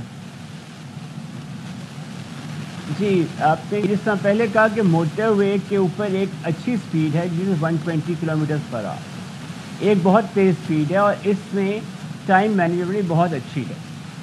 کسی نے کوئی لیٹ نہیں ہوتا اگر آپ کو ٹائم کو مینیج کر سکیں. 150 سے اوپر کا مطلب یہ ہے کہ وہ نہ صرف اپنی لائف کو بلکہ دوسروں کی لائف کو بھی خطرے میں ڈال رہا ہے, اس لیے اس کے اوپر اسی طرح اپروپریٹ ایکشن ہوگا. اور ہم نے یہ دیکھا ہے کہ یہ جو اس سے زیادہ 150 سے زیادہ جو سپیڈ ہے یہ زیادہ تر نئی گاڑیوں کی ہے, اور اس میں زیادہ یہی ہے کہ ہم گاڑی کو ٹیسٹ کرتے ہیں اور لیٹس گو فار کہ یہ اوپر کتنی اوپر تک جاتی ہے. اچھا صحیح. تو فرید صاحب ایک چیز اور بتائیے گا, اگر ہم کمپیریزن تھوڑا سا کریں دوسری کنٹری سے, وہاں پر جی 120 سے زیادہ ہی لمٹ ہوتی ہے, کہیں 130 ہے, 140 150 ہوتی ہے, ہم نے کیوں 120 رکھا ہوا ہے؟ ہم نے اپنی کنڈیشنز کے مطابق رکھا ہے. آف کورس اگر آپ دنیا میں جائیں تو لیٹس سے آپ جرمنی میں جائیں, جرمنی میں سپیڈ زیادہ ہے, لیکن پھر وہاں پہ کنڈیشن بھی ڈفرینٹ ہے. وہاں پہ کارز کی انجینئرنگ وائز ٹیکنالوجی وائز وہ آف کورس بہتر ہیں, اس لیے ہم نے اپنی کنڈیشن کے مطابق دیکھتے ہوئے اور اپنے لوگوں کی سائیکی دیکھتے ہوئے ہم نے یہ سپیڈ رکھی ہے. یعنی کہ بظاہر وہاں پہ گاڑیوں کی فٹنس ہے, مینٹیننس ہے, یہ ساری چیزوں پہ غور کیا جاتا ہے. یہاں تو ماڈل بھی 80 کے ہیں, 70 کی دہائی کے ماڈلز ہیں, وہ سڑک پہ جی جب اتنی سپیڈ سے چلیں گے تو پھر ظاہر اوور اسپیڈنگ میں حادثات تو ہوں گے. جی ٹھیک ہے, ٹھیک ہے فرید صاحب, بہت شکریہ آپ کا. چلیں جی احتیاط کریں اور ان چیزوں کا خیال رکھا کریں کہ آپ کی گاڑی جو ہے اس کی مینٹیننس اچھی ہے, اس کے بعد ہاں جی موٹر وے پہ چڑھانے سے پہلے پلیز گاڑی کی فٹنس جو ہے وہ 10/10 کرا دیا چیزیں آپ کو چیک کرنی چاہیے. ایک خبر ہے جو میں شیئر کرنا چاہتی ہوں یہاں پر, پی ٹی آئی کی سینیٹر ثانیہ نشتر کا استعفیٰ منظور کر لیا گیا ہے. ثانیہ نشتر کی سینٹ کی نشست اب خالی قرار دے دی گئی ہے, اور اس حوالے سے باقاعدہ نوٹیفیکیشن جو کہ آپ اسکرین پر بھی دیکھ سکتے ہیں وہ جاری کر دیا گیا ہے. پاکستان تحریک انصاف سے ان کا تعلق, سینیٹر ثانیہ نشتر, انہوں نے استعفیٰ دیا, ان کا استعفیٰ منظور ہو گیا ہے, اور اب سینٹ کی ایک یہ نشست خالی ہو گئی ہے اور اس حوالے سے نوٹیفیکیشن جاری ہو گیا ہے.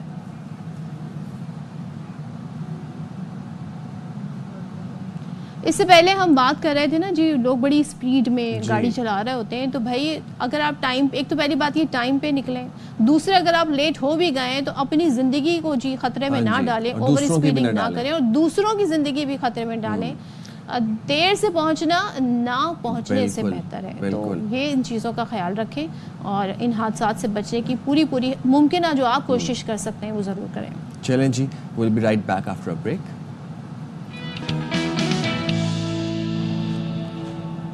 السلام علیکم. شام رمضان میں ایک دفعہ پھر سے آپ کو کہتے ہیں خوش آمدید. میں ہوں سائم خان, میرے ساتھ موجود ہیں صدف عبدالجبار. ہمارا اور آپ کا ساتھ ہوتا ہے ہر روز 4 بجے سے لے کر 6 بجے تک.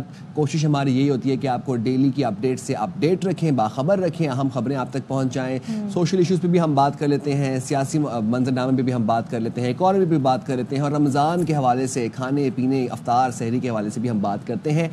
ریکویسٹ آپ سے یہی ہوتی ہے کہ ہمیں اپنا فیڈ بیک ضرور دیا کریں, چاہے آپ سوشل میڈیا پہ دیں, آپ انسٹاگرام پہ دیں, فیس بک پہ دیں, ٹویٹر پہ دیں, جہاں مرضی دیں, but your feedback is very important because we have to design our next program according to your feedback. بالکل ایسے ہی ہے. اور سائم, اس سے پہلے میں سوچ رہی تھی جب آپ نے کہا نا کہ آپ کا اور ہمارا ساتھ 2 گھنٹے کا ہوتا ہے, جی 1 گھنٹہ پچھلا کیسے گزرا معلوم ہی نہیں ہوا. اتنی تیزی سے وقت گزر رہا ہے اور اتنی تیزی سے رمضان بھی گزر رہا ہے. لیکن کراچی میں جو ویدر ہے نا اس نے سب کو بڑا پریشان کیا. اب جہاں اچھے خاصے جانے پہچانے لوگ, اگر آپ ان کی شکل نظر نہ آئے, بات کریں تو آپ پہچان ہی نہیں پاتے ہیں جی کون بات کر رہا ہے آپ سے. سب کے گلے اتنے خراب ہوئے ہیں. اچھا یہ ہو کیا رہا ہے, پانی آپ گیزر آپ کو چلانا ہے کیونکہ پانی ٹھنڈا آ رہا ہے, لیکن پینا آپ کو پانی ٹھنڈا ہے. تو یہ جو مسائل ہیں کراچی والوں کے, گرمی سردی کے, دن میں گرمی, رات میں تھوڑی سی سردی, تو پنکھا چلائیں کہ نہ چلائیں, یہ تمام تر ایشو ہیں. اچھا جی, ایشو صرف یہی نہیں ہے, ایشوز یہ نہیں ہے, اور بھی بہت اور بھی زیادہ زمانے میں اور بھی دکھ ہیں, زمانے میں اور بھی دکھ ہیں, گرمی کے سوا. اچھا گرمی کے سوا, ٹھیک ہے. اچھا جی, خیبر پختونخوا میں گیسٹرو کے کیسز میں خطرناک حد تک اضافہ دیکھنے میں آیا ہے. محکمہ صحت کی رپورٹ کے مطابق خیبر پختونخوا میں صرف 14 دنوں کے دوران 19,534 گیسٹرو کیسز رپورٹ ہوئے ہیں. صوبے کے 2000 طبی مراکز میں سے 1826 نے گیسٹرو سے کے متاثرہ مریضوں کے اعداد و شمار فراہم کیے ہیں۔ سب سے زیادہ متاثرہ کیسز پشاور میں 2591، چارسدہ میں 1913، سوات میں 1370، ڈیرہ اسماعیل خان میں 1200، نوشہرہ میں 1000 اور دیر لوور میں 1000 کیسز رپورٹ ہوئے ہیں۔ یہ کچھ سٹیٹس ہیں، انالیٹکس ہم نے آپ کے ساتھ شیئر کیے ہیں۔ 14 دنوں میں 19,534، یہ تو بہت بڑا نمبر ہے۔ یہ گزشتہ 14 دن کیا ہے بھائی، یہ جاننا ضرور۔ تو مدیحہ سنبل ہماری نمائندہ ہمارے ساتھ ہیں، ان سے بات کر لیتے ہیں۔ مدیحہ، کیا مسئلہ ہے یہ اتنے کیسز صرف 14 دنوں میں رپورٹ ہوئے ہیں، وجوہات کیا بتائی جا رہی ہیں؟ جی بالکل صدف، جیسا کہ آپ جانتی ہیں کہ خیبر پختونخوا میں جو گیسٹرو کے کیسز ہیں اس میں اضافہ چلا جا رہا ہے۔ 24 فروری سے لے کے 2 مارچ تک جو ہے 19,000 سے زائد کیسز رپورٹ ہوئے ہیں۔ اس کی وجہ جو بتائی جا رہی ہے وہ چینجنگ ویدر ہے، اور اس کے ساتھ ساتھ جیسے ویدر چینج ہوتا ہے تو کہ جو مریض ہیں وہ رپورٹ ہونا شروع ہو جاتے ہیں۔ ماہرین طب کا کہنا ہے کہ جو ویدر جب چینج ہوتا ہے تو ایسے کیسز زیادہ رپورٹ ہوتے ہیں، اور چونکہ اب باقاعدہ طور پر رمضان بھی جو ہے وہ اس کا بھی آغاز ہو چکا ہے، تو رمضان میں بھی ایسے کیسز جو ہیں گیسٹرو کے وہ زیادہ رپورٹ ہونا شروع ہو جاتے ہیں۔ تو ان 19,000 کیسز میں جو سب سے زیادہ کیسز رپورٹ ہوئے ہیں وہ شہر پشاور میں 2000 سے زائد کیسز جو ہیں وہ پشاور میں رپورٹ ہوئے ہیں، جبکہ 1913 کیسز چارسدہ میں، 1000 سے زائد کیسز سوات میں، ڈیرہ اسماعیل خان میں بھی 1000 سے زائد، نوشہرہ میں بھی 1000 سے زائد، اور اس طرح یہ جو ہے صوبے کے مختلف اضلاع سے یہ کیسز جو ہے وہ رپورٹ ہوئے ہیں۔ جی ٹھیک ہے مدیحہ، بہت شکریہ آپ کا۔ اور مدیحہ میں جو صورتحال بتا رہی ہیں، سوچیں ہم کراچی والے صرف نزلہ زکام کو کہہ رہے ہیں کہ موسم کی وجہ سے، وہاں پر دیکھیں موسم کی وجہ سے بھی یہ صورتحال وہاں پر۔ اینڈ دین اگین صدف، رمضان کے اندر ایٹنگ ہیبٹس لوگوں کی چینج ہو جاتی ہیں، ٹائمنگز چینج ہو جاتی ہیں، ورک آؤٹ وغیرہ سمجھ میں نہیں آ رہا لوگوں کو، تو پھر گیسٹرو کے مسائل تو ہونے ہیں۔ اب ہم اتنا بولتے ہیں، ہر پروگرام میں آپ کو سمجھاتے ہیں، پلیز اپنا خیال رکھیں۔ عید آنے والی ہے، رمضان تو گزر گیا، پتہ بھی نہیں چلا۔ اب یہ جو جیسے جیسے عید قریب آ رہی ہے ویسے ویسے آپ لوگوں نے باہر بھی نکلنا ہے، بازاروں میں جانا ہے، شاپنگ کرنی ہے، بہت کچھ کرنا ہے، تو جان ہے تو جہان ہے، یہ بات بڑی امپورٹنٹ ہے۔ تو اپنی جان کا خیال رکھیں۔ آپ نے بالکل صحیح کہا کہ جان ہے تو جہان ہے۔ اچھا جی، ہم یہ جو مہینہ ہے مارچ کا، یہ پورا منتھ خواتین کے لیے ڈیڈیکیٹڈ ہے، اور مختلف ڈیز ہیں جو ان کی مناسبت سے منائے جاتے ہیں۔ 8 مارچ کو خواتین کا عالمی دن تھا، لیکن آج پاکستان سمیت دنیا بھر میں خواتین ججز کا دن منایا جا رہا ہے۔ اور مقصد کیا ہے جی؟ عدالتی امور چلانے والے اداروں میں خواتین کی مناسب نمائندگی، یعنی کہ ریپرزنٹیشن وہاں پر ہو، اسے یقینی بنایا جائے۔ اقوام متحدہ کے زیر اہتمام عدلیہ کے شعبے میں دنیا بھر میں خواتین کی نمائندگی کی ضرورت کو محسوس کرتے ہوئے سال 2022 میں ہر سال 10 مارچ کو یہ دن منانے کا پھر اعلان کیا گیا۔ اب انصاف کے حصول کے لیے ہمیں مزید خواتین کی ضرورت ہے، اس سال کی تھیم یہ ہے۔ Very nice, very nice. اچھا، حال ہی میں لاہور ہائی کورٹ میں بھی تقریباً 10 سال بعد خاتون جج کی تقرری کی گئی۔ جسٹس ابہر گل خان کی لاہور ہائی کورٹ میں بطور ایڈیشنل جج تقرر کے بعد خاتون ججز کی تعداد 2 ہو گئی۔ اس سے قبل جسٹس عالیہ نیلم، ایوری بڈی نوز ہر، جسٹس عالیہ نیلم واحد خاتون جج ہیں جو chief justice Lahore high court کے عہدے پر فائز ہوئی تھیں۔ گزشتہ سال مارچ 2024 کو جاری law and justice commission of Pakistan کی رپورٹ کے مطابق پاکستان میں خواتین ججز کی تعداد 572 ہے۔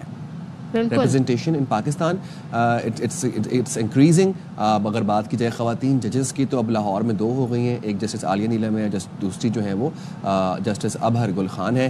اور ویسے مجموعی طور پر بات کی جائے پاکستان میں تو پاکستان کی تعداد جو خواتین ججز کی ہے وہ 572 ہے۔ بڑی بات ہے جی، خواتین کی تعداد، اور مزید بھی خواتین اس میں آگے بڑھ چڑھ کے اس پروفیشن میں نے دیکھا بہت سارے لائرز ہیں خواتین، اور بڑے اچھا زبردست کام کر رہی ہیں۔ تو ظاہر ہے اب آج کے دن کو منانے کا مقصد یہ ہے کہ مزید شمولیت، مزید انکلوژن ہونا چاہیے خواتین ججز کا، اور ان کی ایکول ریپرزنٹیشن بھی ہونی چاہیے۔ تو یہ پورا جو آج کا دن ہے ڈیڈیکیٹڈ ہے۔ ظاہر اس حوالے سے مختلف آپ سیمینارز اور مختلف آپ اس قسم کی جو کہتے ہیں نا موٹیویشنل جو چیزیں ہیں وہ آپ کو دیکھنے کو ضرور ملے گی۔ بالکل، چاہے لا میک ہے چاہے سرونگ دی لا، خواتین کی ریپرزنٹیشن بہت ضروری ہے۔ کوئی ایسا شعبہ نہیں ہونا چاہیے جس میں خواتین کی ریپرزنٹیشن نہ ہو۔ اٹک کے علاقے حضروں میں سوتیلے باپ نے 12 سال کی بچی کا زبردستی نکاح کروا دیا۔ I'm sorry, 21ویں صدی میں بھی ایسا ہو رہا ہے، آج کے زمانے میں بھی ایسا ہو رہا ہے۔ 70 سال کے بوڑھے سے جو بچی کی شادی تھی، نکاح تھا، وہ 70 سال کے بوڑھے سے کرا دیا گیا۔ پولیس نے 10 افراد کے خلاف مقدمہ درج کر کے 9 کو گرفتار کر لیا ہے۔ اطلاع ملنے پر پولیس نے بچی سے زبردستی شادی کرانے پر نکاح خواں سمیت 10 افراد کے خلاف پرچہ کاٹا۔ 70 سالہ دلہا نعیم، اس کے سگے 4 بہن بھائیوں، علاقے کے نمبردار سمیت 9 افراد پکڑے گئے۔ پولیس نے بتایا عطیہ نامی بچی کے سوتیلے 60 سالہ والد طیب کو بھی گرفتار کیا گیا۔ نکاح رجسٹرار افتخار شاہ عرف مٹھو بھی فرار ہو گیا۔ چلیں جی، ہمارے ساتھ رپورٹر موجود ہیں لالا محمد صدیق۔ لالا محمد صدیق، ذرا بتائیں کہ یہ واقعہ جو پیش آیا اس کے بعد یہ گرفتاریاں کس طرح ہوئیں، کیسے یہ کارروائی ہوئی ہے، اور جو والد ہے وہ سوتیلا باپ ہے کیا؟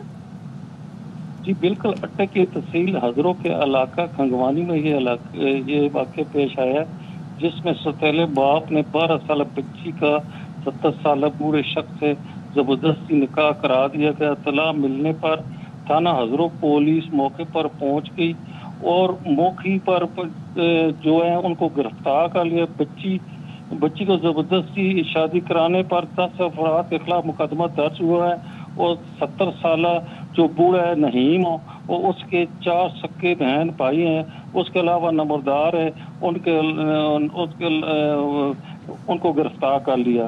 جی ٹھیک ہے، لالا محمد صدیق ہمیں بتا رہے تھے۔ اور دس از ویری ہارٹ بریکنگ کہ جہاں پر ہم خواتین کا منتھ سیلیبریٹ کر رہے ہیں، women's day, women's month celebrate کر رہے ہیں، ہمارے ملک میں خواتین اتنی ترقی کر رہی ہیں، ہر شعبے میں پاکستان کا نام روشن کر رہی ہیں، وہیں پر پاکستان میں ہی کچھ ایسے علاقے ہیں، اب جیسے اٹک کے میں آپ کو خبر بتائی، جہاں پر خواتین کا استحصال بھی کیا جا رہا ہے، ان کو اتنی اپرچونیٹیز نہیں دی جا رہی۔ اپرچونیٹیز اور استحصال تو خیر یہ بات کی بات ہے، آپ یہ دیکھیں کہ ابھی وہاں پر یہ بھی اویئرنیس نہیں ہے کہ 18 سال سے کم عمر بچی کی آپ شادی نہیں کروا سکتے۔ آپ یہ دیکھیں نا، اس میں پوری فیملی شامل ہے، بھائی، سگے بھائی بھی شامل ہیں، تو یہ معاملات جو ہیں ان کو ایجوکیشن یہاں پر اویئرنیس کریٹ کرنا بہت لیکن اچھا ہوا کہ گرفتاریاں عمل میں لائی گئیں اور اب ان کے خلاف قانونی کارروائی ہوگی۔ دس از ویری گڈ انیشیٹو۔ اب ذرا کراچی کا ایک بار پھر رخ کرتے ہیں، اور آپ کو یاد ہوگا پچھلے کچھ عرصے پہلے نگلیریا کی کیسز جو ہیں وہ بہت زیادہ رپورٹ ہو رہے تھے۔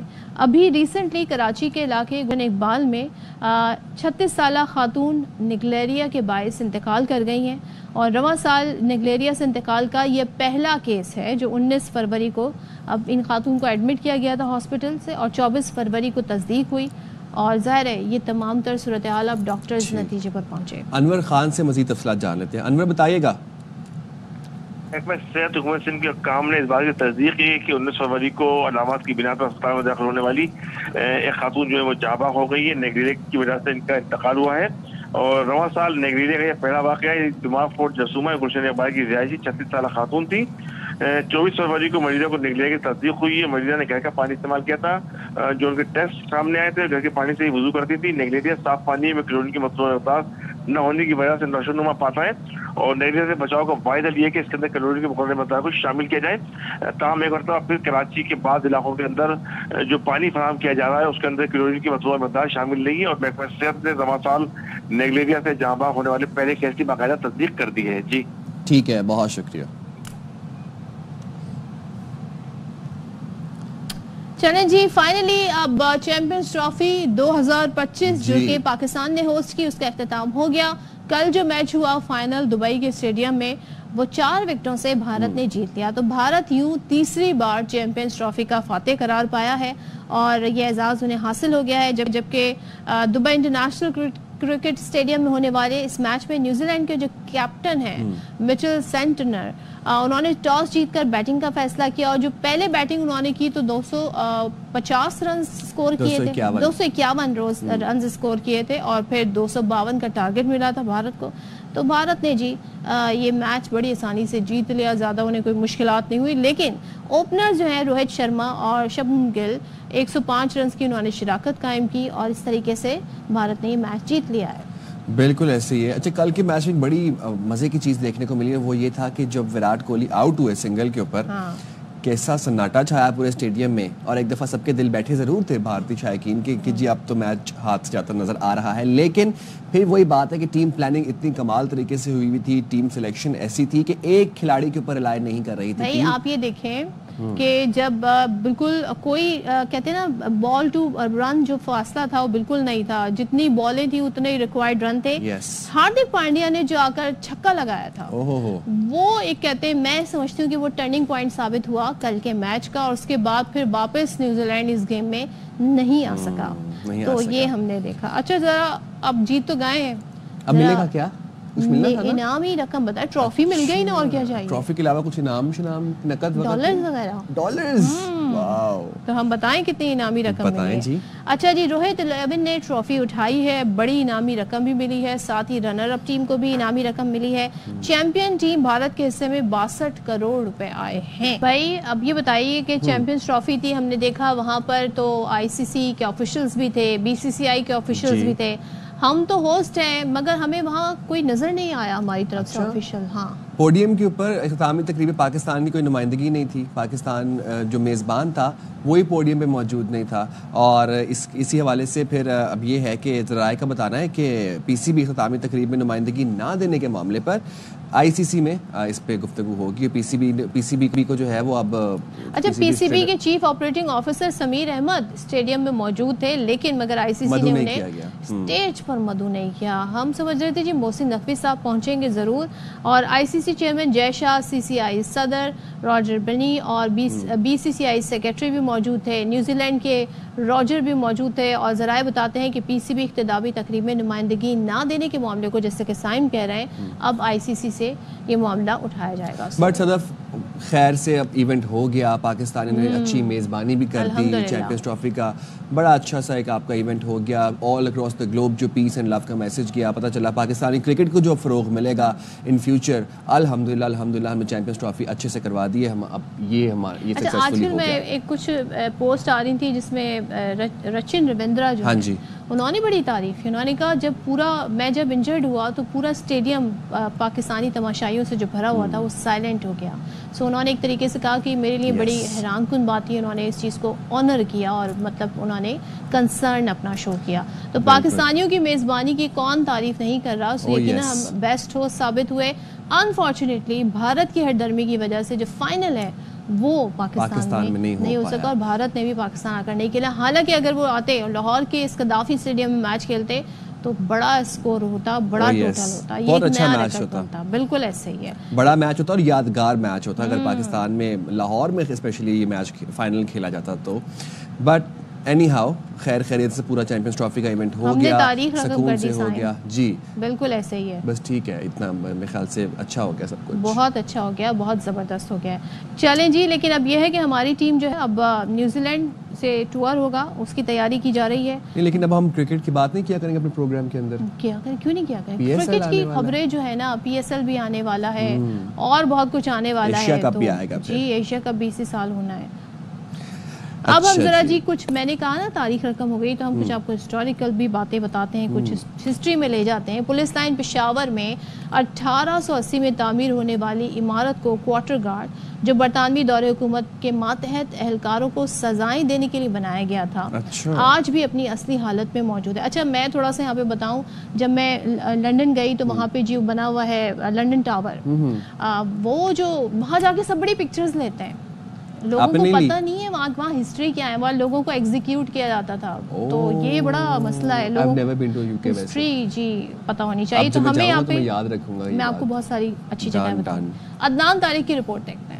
تاریخی ورثے کی جیتی جاگتی تصویر پشاور پولیس لائن کا کوارٹر گارڈ. 1880 کی دہائی میں 235 کنال پر پھیلے پولیس لائن پشاور کے احاطے میں واقع کوارٹر گارڈ کی یہ عمارت آج بھی اپنے شاندار معماری اور تاریخی روپ سے دیکھنے والے کو حیران کر دیتی ہے. پولیس کا یہ جو ہیڈ کوارٹر ہے 1880 سے ہے. اوور دا ایئرز پھر اس میں نئی انوویشنز ہوئی, نئی بلڈنگز بنی, لیکن اس ہسٹری کی کچھ عمارات, کچھ ریمننٹس ابھی بھی اپنی اسی اوریجنل شیپ میں موجود ہے. سرخ اینٹوں اور نو آبادیاتی طرز کی دیواروں سے مزین یہ عمارت برطانوی دور کی ایک ایسی تلخ یادیں سمیٹے ہوئے ہے جہاں انگریز دور کے ماتحت اہلکاروں کو سزائیں دینے کا رواج تھا. وقت کے ساتھ یہاں کے لوگ اور نظام بدل گئے, انگریز واپس چلا گیا, مگر کوارٹر گارڈ کا قانون آج بھی اپنی اصل شکل میں رائج ہے.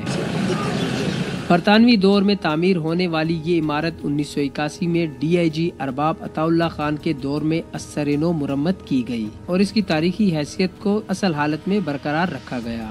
2 کمروں پر مشتمل اس گارڈ میں آج بھی ایک 8 کی نفری تعینات ہے. عمارت کے میگزین ایریا میں 18ویں صدی کے اصل ہتھیار جن پر وقت کی پرکھیں چڑی تاریخ کے دھندلاتے ہوئے قصے سناتی ہیں. واٹر گارڈ ہمارے ڈسپلن کا ایک حصہ ہے. اس میں ہم سزا نہیں دیتے بلکہ ڈسپلن کرنے کے لیے چھوٹی موٹی غلطیوں کے اوپر اپنے سپاہیوں کو ان کی اصلاح کے لیے ان کو سزائیں دیتے ہیں. تقسیم ہند کے بعد انگریز تو چلے گئے مگر کوارٹر گارڈ میں آویزہ برطانوی دور کی گھنٹی آج بھی ضرورت کے لیے بجائی جاتی ہے.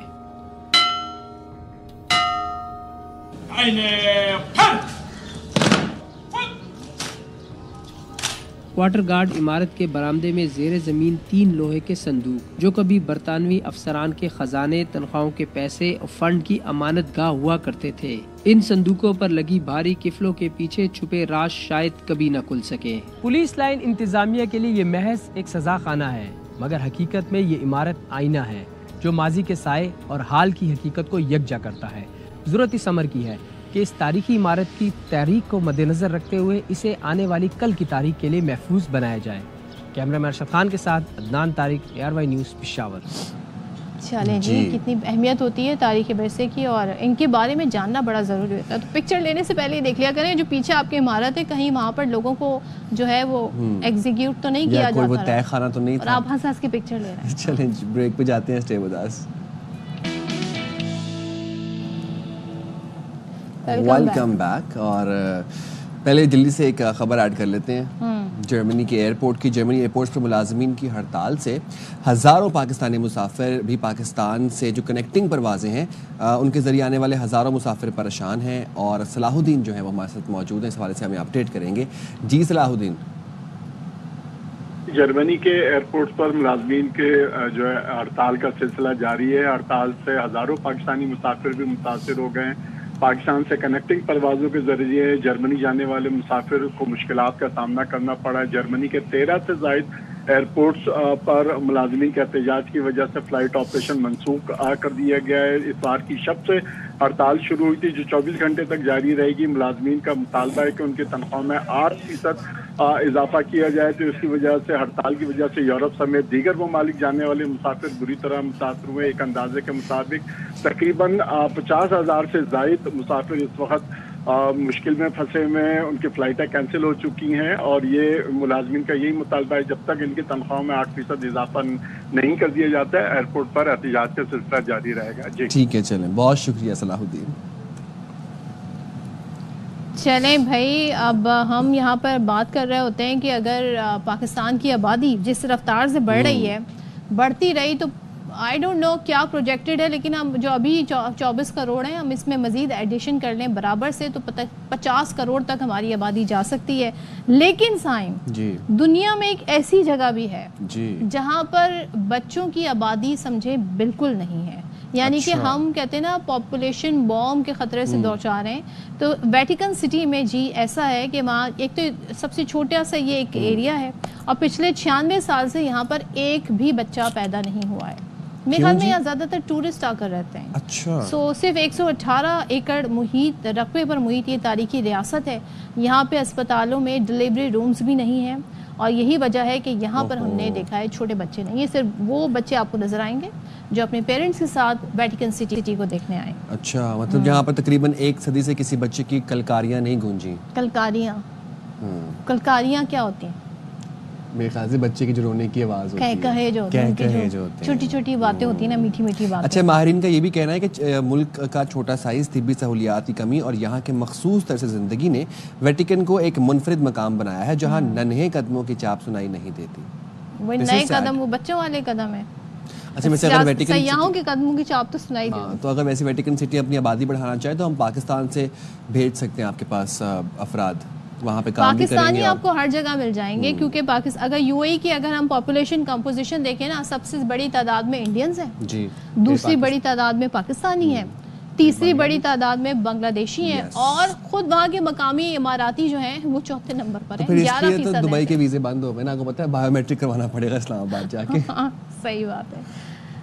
اچھا جی کچھ اور اپڈیٹس آ رہی ہیں اور کورنگی پولیس نے خفیہ اطلاع پر کارروائی کی ہے. پولیس یونیفارم میں اغوا، ہاؤس رابری اور دیگر سنگین وارداتوں میں ملوث 5 رکنی گینگ گرفتار ہوا ہے.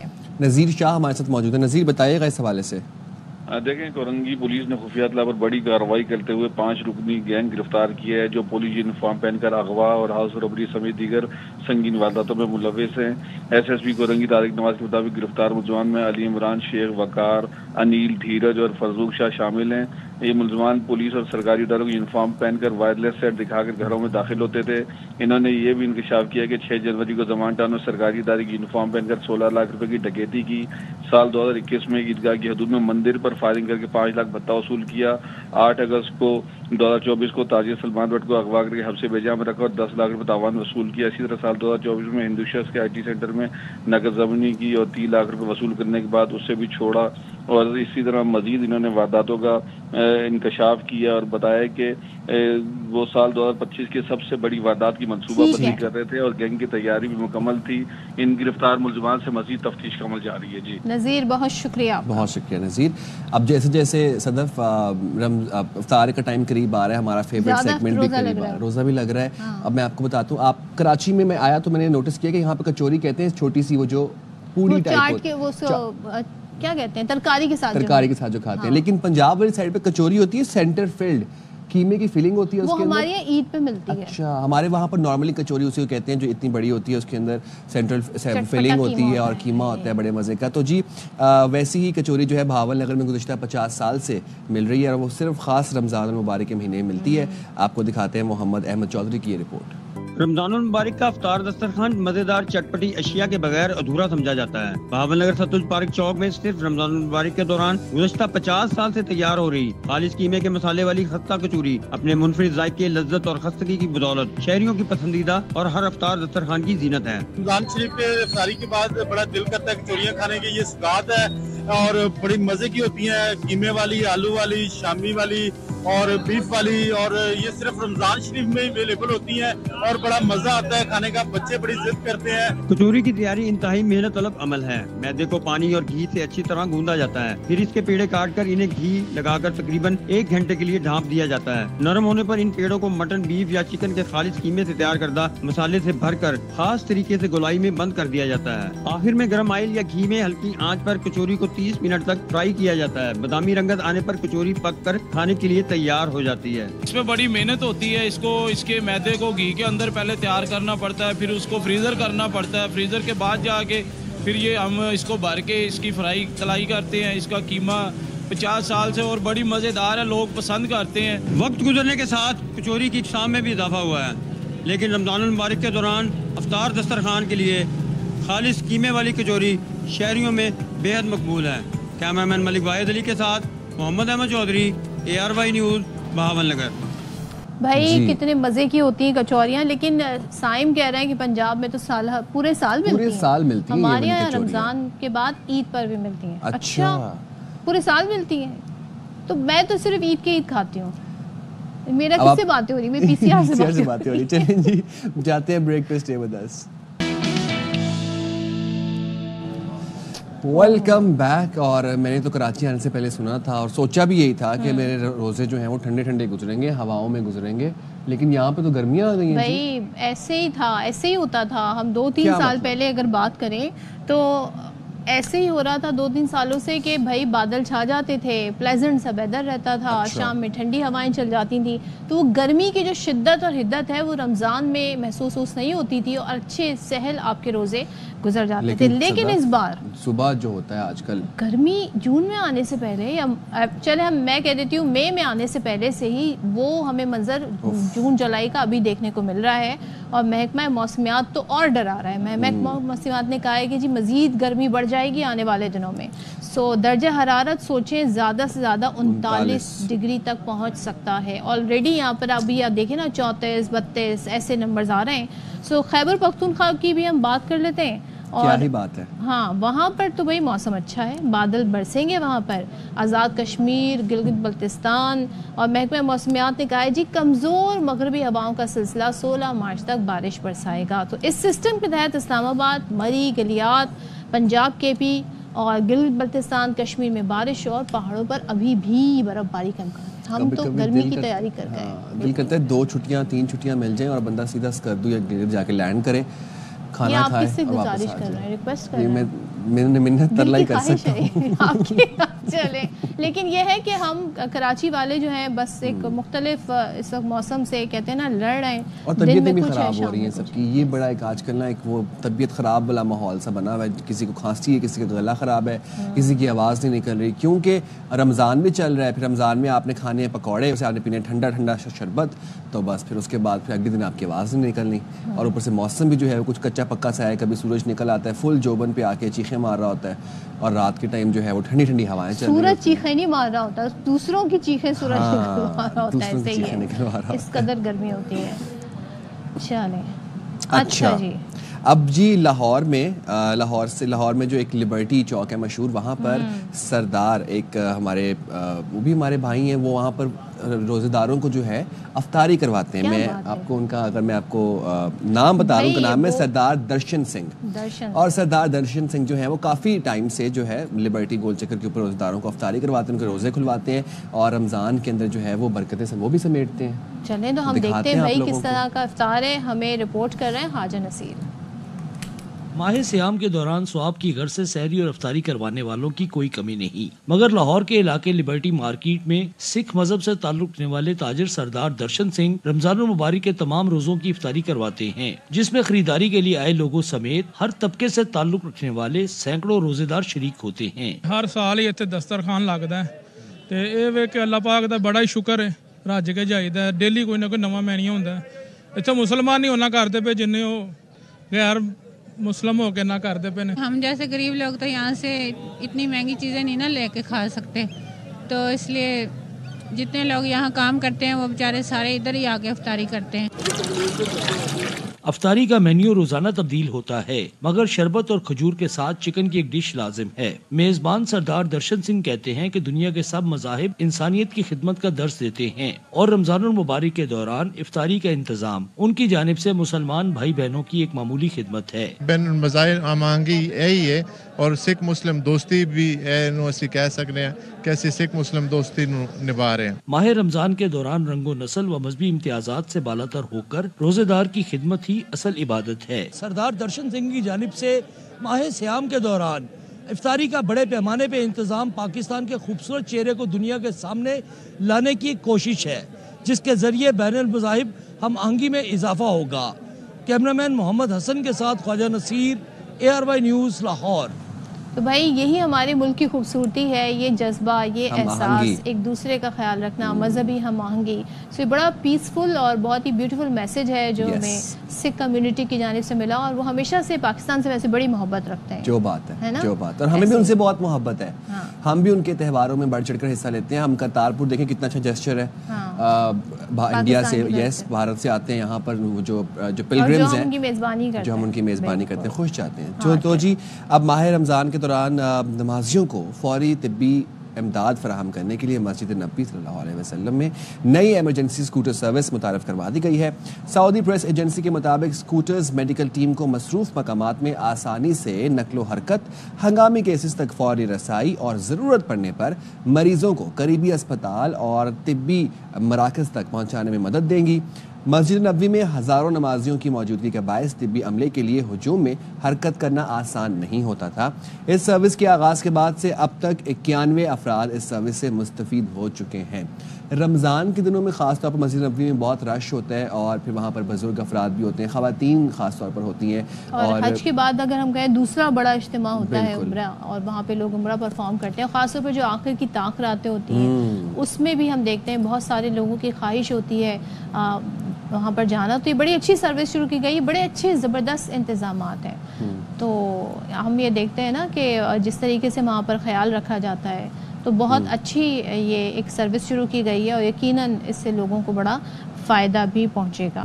सो मौसम भी ज़ाहिर है थोड़ा सा, हम कह रहे हैं ना यहाँ पे गर्म है, तो वहाँ पर भी थोड़ा मौसम की भी ज़रा हम देखते हैं गर्मी ज़्यादा होती है। अच्छा, अभी हम बात कर रहे थे कैसी जगह की, वेटिकन सिटी की, जहाँ पर आबादी नहीं है पिछले 96 साल में, जहाँ पर एक बच्चा भी पैदा नहीं हुआ, ठीक है, बच्चे पैदा नहीं हो रहे। अब एक ऐसी जगह की मैं आपको बात बताता हूँ जहाँ की आप शहरियत खरीद सकते हैं, सिटीजनशिप खरीद सकते हैं, कहते हैं ना पैसा फेंक तमाशा दे। जी जी जी जी, कौन सी जगह है? बड़ी इंटरेस्टिंग खबर है ये पाकिस्तानियों के लिए, गौर से सुनिए सारे। किसी दूसरे मुल्क की शहरियत हासिल करना कोई आसान काम तो नहीं है, लेकिन कहीं तालीमी काबिलियत लाजमी होती है, कहीं आपके जो है वो बैंक स्टेटमेंट चाहिए होती है। आज हम आपको एक ऐसी रियासत के बारे में बताते हैं जिसने शहरियत का हसूल इंतहाई आसान बना दिया है। बहरुल काहिल के एक नन्हे से जजीरे नौरूओ ने अपनी बका के लिए अनोखा कदम उठाया है। 2,93,00,000 पाकिस्तानी रुपए यानी $1,05,000 के एवज अपनी शहरियत फरोख्त करने का ऐलान कर दिया है इस आइलैंड ने। इस गोल्डन पासपोर्ट के जरिए आप 79 ममालिक में बगैर वीजा सफर कर सकते हैं। अच्छा, इनके पासपोर्ट पे आप वीजा फ्री फिर 79 ममालिक में आयरलैंड, सिंगापुर, मुत्तहदा अमारात भी शामिल है जिसमें आप जा सकते। तो भाई जिसने की शहरियत लेने के लिए वहाँ खाने पीने की चीजें होंगी, खाने पीने की चीजें, तो आइलैंड है, खूबसूरत आइलैंड होगा। चलें भाई, चलें, वक्त किस तरह खत्म हो रहा है हमें पता ही नहीं चल रहा है। ठीक है जी, कल मिलते हैं आपसे। अस्सलाम वालेकुम, इंशाल्लाह, अल्लाह हाफ़िज़।